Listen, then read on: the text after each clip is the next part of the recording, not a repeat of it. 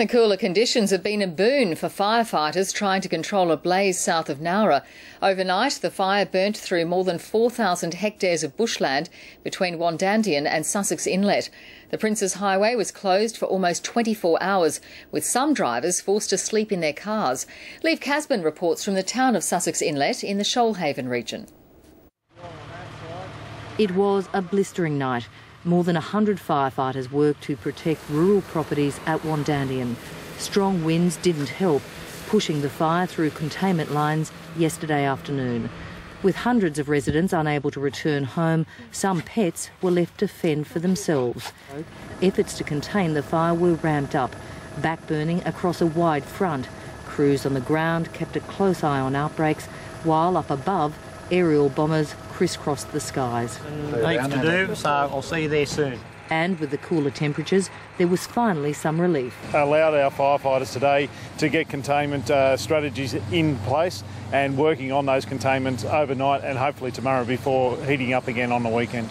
The fire had closed the Princes Highway since mid-afternoon yesterday, stranding dozens of motorists. We sort of got stuck and it's just been a sort of horrible night sitting in the car. Really, it's been cold and tiring. I just want to go home. But it was several more hours before they could start moving, and not everyone was happy. I saw the fire in the distance, miles away. I finally get here and they're blocking the road up. They're taking the piss, blocking the road up. Finally, the all clear. Tonight, no properties are under threat and residents have been allowed to return home. So it was a very exciting night. You must be exhausted. Yeah, now I've got to go and put a heap of water around here in case the fire comes this way. Firefighters still have plenty to do here over the next few days. With the return to high temperatures on Friday and Saturday, fire crews remain on high alert. Lieve Casbin, ABC News, south of Nowra. Well, even away from the fires, plenty of people were tired and grumpy today after getting very little sleep during the hottest night on record. At midnight, the temperature in Sydney was still more than 34 degrees. It wasn't until the wee hours that the state finally cooled off.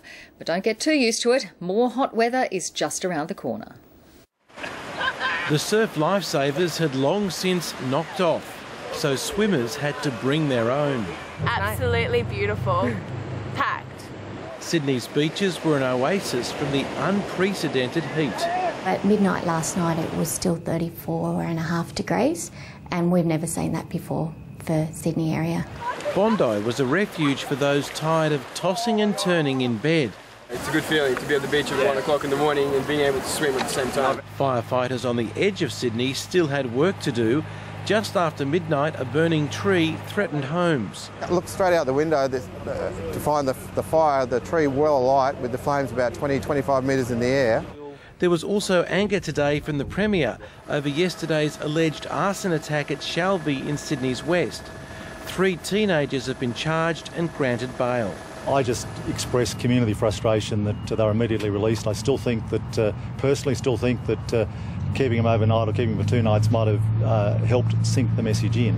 The prospect of more damaging fires will increase as it hots up again on Friday and Saturday, but Sydney will be spared the worst.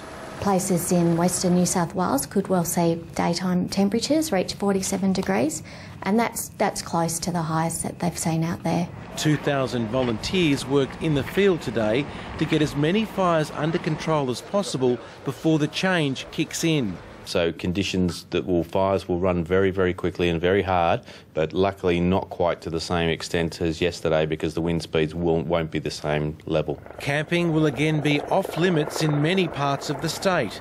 Police believe that someone staying at this campsite near Cooma was responsible for starting a major fire. David Spicer, ABC News.